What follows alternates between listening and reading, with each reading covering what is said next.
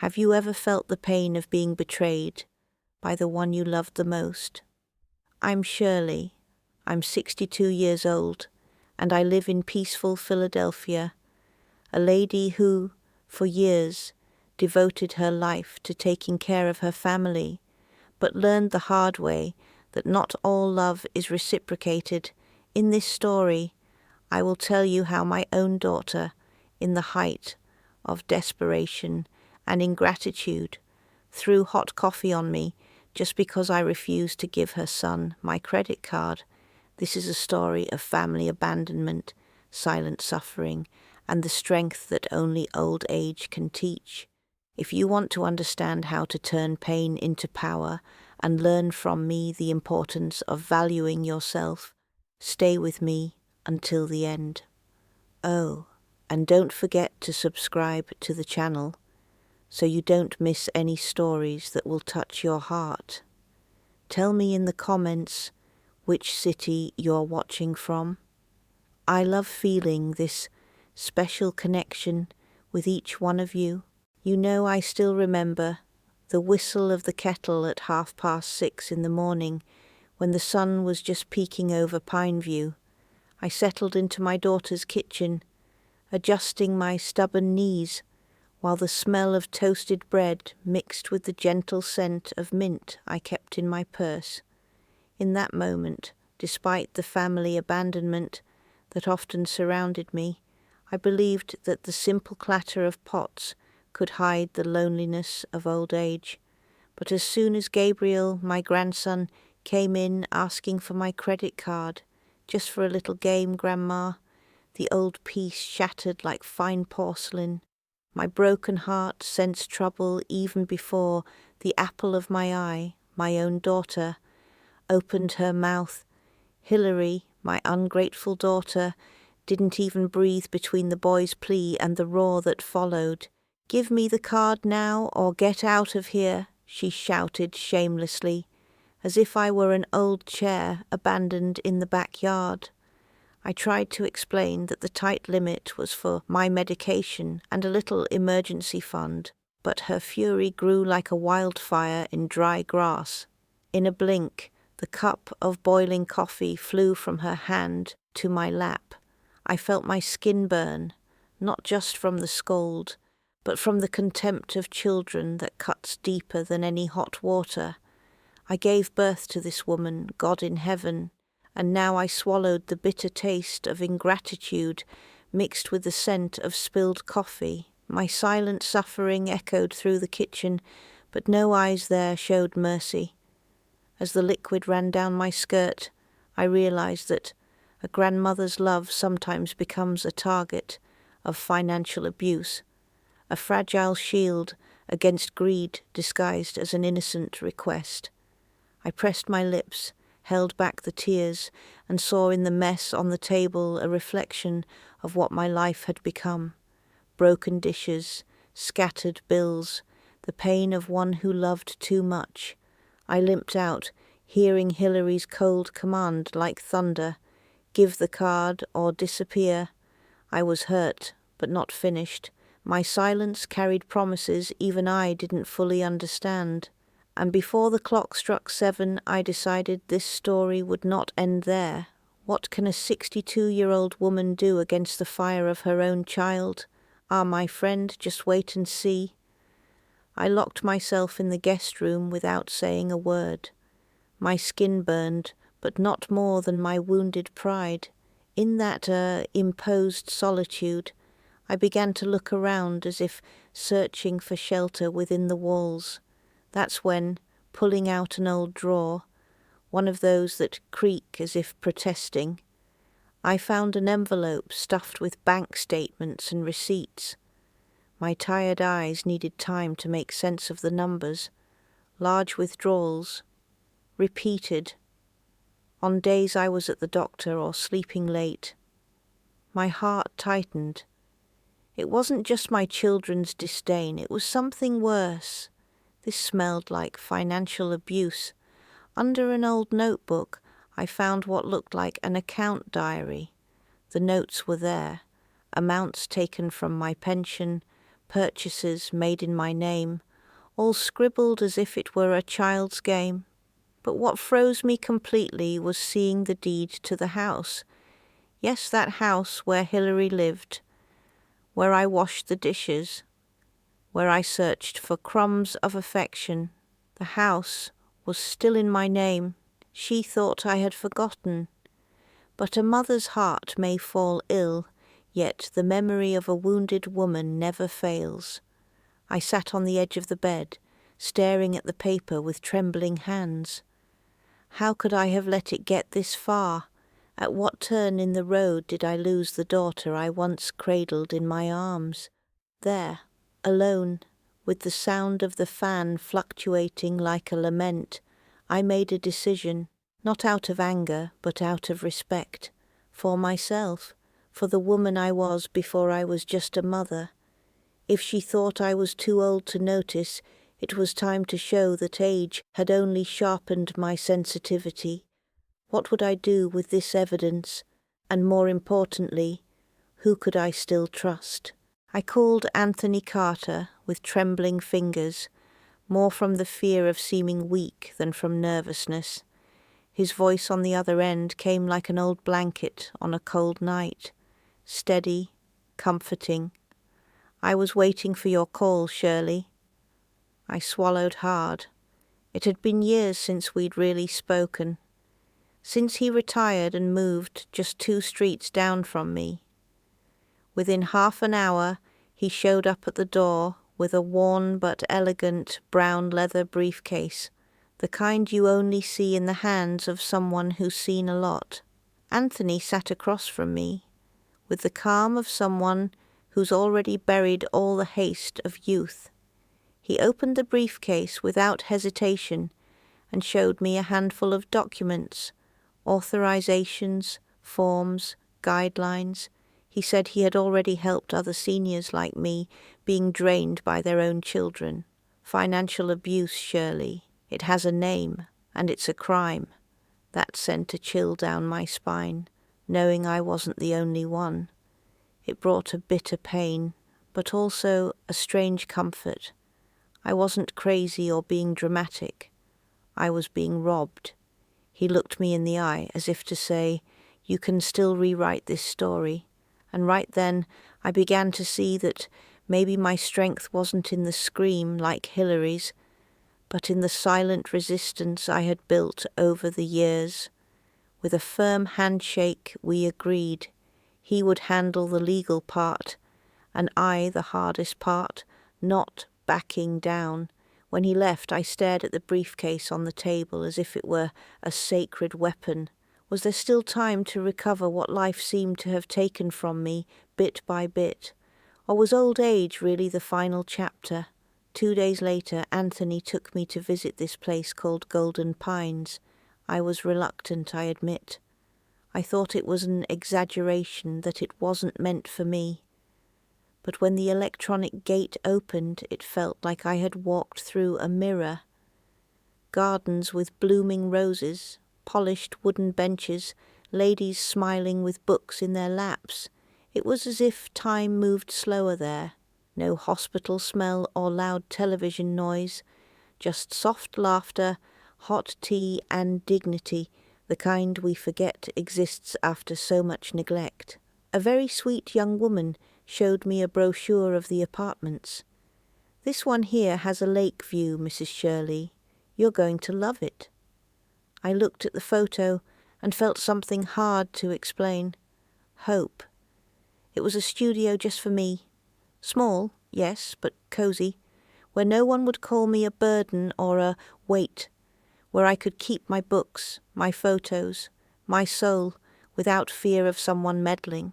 But then the doubt came, would I be able to afford it? My daughter always said I couldn't even think about leaving there, that my grandma luxuries didn't fit the budget. But what if she lied about that too? Anthony, sensing my hesitation, put his hand on my shoulder. "You can. I've done the math." I wanted to believe, but after everything, believing seemed like a painful effort. I kept watching the seniors in the garden, some playing with a dog, others tending to flower pots. One of them waved at me. Without thinking, I waved back. It was a small gesture, but sometimes small gestures announce great new beginnings. Still, my chest tightened.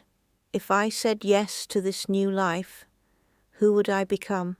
The next afternoon, we sat at the corner table of the Golden Pines Library, where the silence seemed to honor our pain. Anthony opened the briefcase, and one by one we pieced together the puzzle Hilary thought would never be solved. Forged checks with my shaky signature, one I never made. Emails answered by someone pretending to be me, including mistakes I would never make. Even a message to the bank requesting a credit limit increase, written by her herself, like a teenager forging a school note. But what tore me apart the most was the note of a $3,500 withdrawal. Reason? Gabriel's car repair. My grandson, the same one who asked me for money with a sweet smile, while calling me Grandma of my heart, the same one who stayed silent when his mother threw hot coffee on me. I looked at Anthony and he simply said, with the firmness of someone who knows the laws of pain, "This Shirley has a name, and it's a crime." For the first time I didn't cry, I didn't tremble. I felt a serene anger, one that lives deeper than any outburst. I realized that the silent suffering I had carried for years was now living proof of my clarity. It wasn't exaggeration, it wasn't drama. It was a heart broken from loving too much, yes, but also awakened. So awakened that every sheet of paper there was screaming for justice. The marks of ingratitude were all there. Cold, calculated, signed. But I also had a pen, and I was willing to use it. The question now was, how many other lies were still hidden in my daughter's drawers? The receptionist at Golden Pines almost dropped the phone when Hilary stormed in yelling my name. You could hear her from the hallway. "Where's my mother? Where's that ungrateful old woman?" Those were the words she used. She didn't even try to hide it. While she slammed her hand angrily on the counter, I watched her from behind the mirrored glass of the reading room. It cut me, but it didn't knock me down. For the first time, my silence wasn't fear, it was protection. The security guard approached and very kindly told her she wasn't welcome there.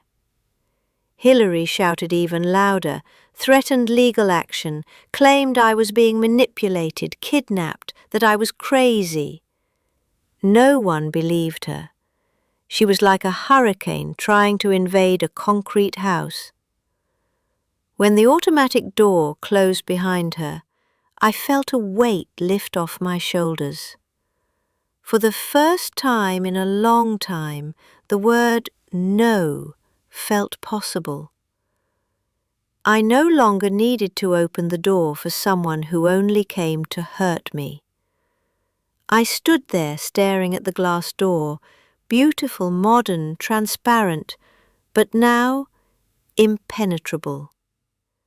As if that glass were my shield. The Shirley who kept quiet in the back of the kitchen was now someone else. That woman who took blows from words, contempt, and family abandonment. She no longer answered to that name.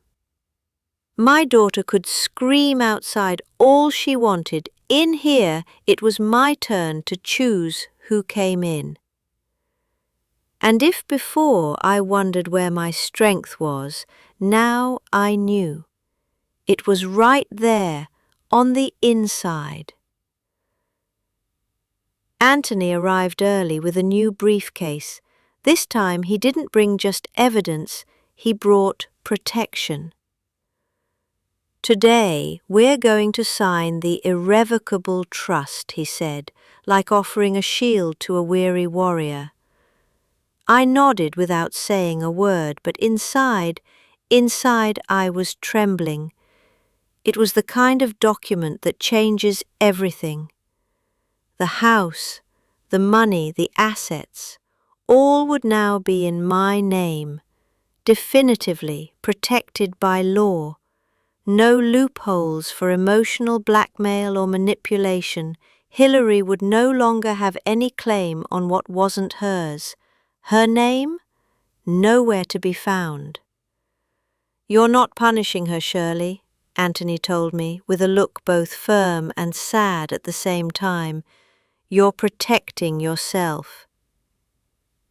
Funny how that sentence hurt me more than any accusation, because deep down part of me still hoped my daughter would change, that grandmother's and mother's love would be enough to touch her heart. But there comes a point in life when all... 2 days later, a courier delivered the envelope to Hillary's house. Anthony made sure to include everything: a copy of the trust, the restraining order, and, at my suggestion, a photo of me in the Golden Pines garden. I was sitting on an iron chair, smiling, sunlight on my face, with a book in my lap. I didn't send a note, didn't write any explanations, just the picture. Because sometimes, my friend, silence speaks louder than any sermon. And that image was my answer. I imagined her face opening that envelope. She must have expected an apology, some kind of plea, but what she found was exactly what she had despised most in me: my independence. The psychological warfare was no longer in the shouting, but in the absence of it. Seeing my happiness displayed, without her, without Gabriel, without the chaos, must have been the worst blow. And honestly, I'm not proud of it, but I don't blame myself either. I had been humiliated enough trying to keep the peace. Now it was time to show what was left of me after the storm. Hillary didn't respond. Not a message, not a call. Absolute silence, and that, believe it or not, hurt more than any insult. But I resisted the temptation to reach out. I took a deep breath, closed my eyes, and thought, she can deal with the emptiness she left behind, because one day all she will see when she looks back will be this image, the woman she tried to destroy, at peace. But what worried me now was something else. If up until now everything had been documents and strategy, what would make her break the silence? 2 polite men, carrying discreet briefcases and eyes that observed everything, knocked on the door of my apartment at Golden Pines on a humid Tuesday afternoon. I even thought it might be some residential staff visit, but when they said, "We're from the Elder Crimes Division," my heart tightened. I thought about backing away, but something inside me, maybe the instinct of someone who has raised children, grandchildren, and fears, made me invite them in. They got straight to the point. They found 12 fraudulent transactions linked to my name, one of them made at the exact time I was at a medical appointment, which cleared any doubt. "She wasn't just stealing from you, Mrs. Shirley," one of them said in a low voice, almost respectful. "She was erasing you." That phrase thundered inside me. Erasing, like someone slowly undoing the existence of their own mother. I felt like a photograph being torn silently. They asked if I wanted to open a formal case. I looked at the folder in their hands and couldn't answer right away. Because what do you prosecute first, the crime or the pain? Part of me wanted justice. Another part just wanted peace. It arrived on a grey afternoon. One of those days when the wind seems to whisper old memories. It was a handwritten letter, with the hurried handwriting I would recognise even with my eyes closed. "We are struggling. Gabriel needs his school tuition. Please, Mum, forgive me." A short, cold sentence, as if written out of obligation. But what came with it took my breath away. A cancelled cheque. In my name, with my signature. Forged. Again. I sat down slowly, as if the weight of the letter was heavier than my knees could bear. The irony was cruel. She was trying to move me with the same tool of the crime. That sheet of paper, which supposedly begged for mercy, was actually just more evidence against her. The ingratitude no longer came just in shouts. Now it came in a sealed envelope. I looked out the window, saw the calm lake outside and thought, does she really need help? Or does she just not know how to live without exploiting me? I stayed there, the letter between my fingers, feeling that tightness we know well. The one from repeated disappointment. Because once you might endure it, twice maybe, but after years of being wounded with the same knife, the heart no longer bleeds. It hardens.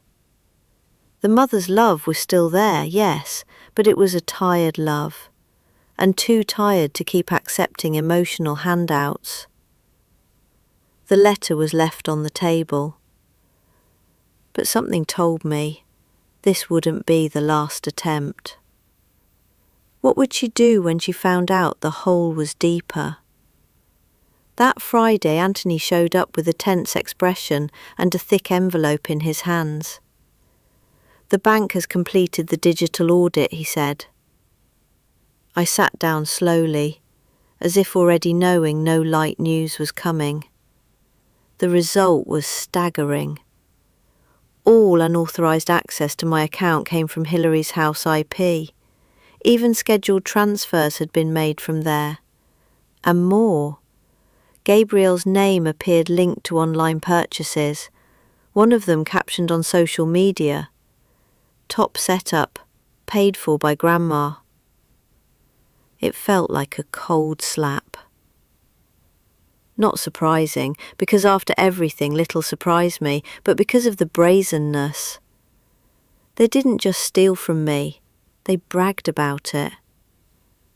The bank immediately froze all joint accounts, and Anthony, with that calm tone only the righteous have, warned. My contact at Elder Protection Services has already notified the authorities. Part of me shrank. Was this too much? But another part breathed relief. I thought of the time when Gabriel would lie in my lap to listen to stories, how he'd hold. It didn't take long for the house where I built so many dreams to be put up for sale. The simple white sign seemed like a silent sentence nailed to the gate. Hillary received the eviction notice with one last angry threat. "You'll die alone, old woman," she shouted like thunder during a call I didn't answer. My response was simple, firm, silent. Better alone than an ATM. That phrase, unspoken aloud, became the metaphor I carried with me as a shield. That house, the stage of our fights, joys and family abandonment, was now the tombstone of the control Hillary held over me. Selling the property wasn't just a financial decision, but a liberation. Every piece of wood, every creaking floorboard seemed to say that Mrs. Shirley would no longer be a prisoner of ingratitude. As I signed the papers, I felt a mix of sadness and hope. The loneliness of old age could be harsh, yes, but it carried the promise of lighter days, far from contempt, manipulation, and silent suffering. While signing the documents, I thought of the moments I wondered if loving so much was worth it. The pain of loving too much, after all, can never be a reason to lose yourself. Hillary could scream all she wanted, but my voice no longer trembled. I chose freedom, respect, even if that meant starting a new chapter, far from the past that insisted on holding me back. And the question echoed once again, who would I be after all this, and more importantly, who should I leave behind? 6 months have passed since I crossed the gates of Golden Pines with my suitcase full of hope and pain. Today I lead a small book club, a refuge where women like me share stories and laughter, each carrying their own silent battles. Hilary's trial is scheduled, but I refuse to attend, not out of fear, but because I've learned that peace is not the absence of noise, it's the absence of their noise. Anthony toasted with me on a sunny afternoon. To the women who survive their own shadows, he said, raising his glass with that sad smile of someone who knows the fight. And I, between sips, realized my greatest triumph was not in the justice to come, but in the strength I rediscovered within myself. The loneliness of old age, which once seemed like a sentence, was now a territory of discovery. I no longer needed to prove anything to anyone, much less to an ungrateful daughter. But the truth that remains is this: the silence I chose is not forgetfulness, it is vigilance. It is the echo of a grandmother's love turning into courage. And as the days pass, I wonder, how many other women out there carry similar stories? How many still have to hide silent suffering behind polite smiles? I don't have all the answers, but I am certain that dignity, even when broken, is never truly lost. Sitting by the koi pond, a gentle breeze brushed my face as I held the last letter from Hilary, returned unopened. I looked at that yellowed envelope as if facing a ghost from the past. Slowly I tore the edge and let the pages slip through my hands. With a sigh carrying all the years of love and hurt, I tossed the letter into the water. The curious fish nibbled at the paper, dissolving the ink as if time were erasing the wounds. That simple gesture gave me a peace I hadn't felt in decades. Some debts, I thought, aren't paid with forgiveness, but with freedom. No longer trapped by the past, no longer a prisoner of a broken heart. I could finally breathe truly. Old age, with all its loneliness and family abandonment, also taught me this, that a grandmother's love is resilient, even when ingratitude weighs like a stone on the chest, and that sometimes letting go is the bravest act a woman can take. As the sun set and the water gently rippled, I felt ready for a new chapter, one where silent suffering gives way to serenity, where contempt transforms into strength. I closed my eyes and let the pond hold the memories, knowing that the reflection looking back at me was no longer that of a victim, but of a woman whole and worthy. And you, my friend, are you ready to face your own reflection? After all I've been through, I've learned that life, no matter how harsh, can never erase our dignity. Family abandonment, ingratitude, silent suffering, all of these may try to break us, but they don't define who we are. True strength lies in recognizing the value we carry, even when the world turns its back. And my friend, old age teaches us that a grandmother's love, though sometimes misunderstood, is a love that never surrenders. And you? Have you ever stopped to think about how many times you accepted less than you deserve? How many times you failed to protect yourself just to please someone who didn't value your care? May this story inspire you to seek your freedom, to say no when necessary, and to put yourself first, always. I want to know what you thought of this story, so comment below and share it with that friend who also deserves to hear this truth. Don't forget to follow the channel to keep receiving real stories that touch the soul and help find strength amid life's storms. We're in this journey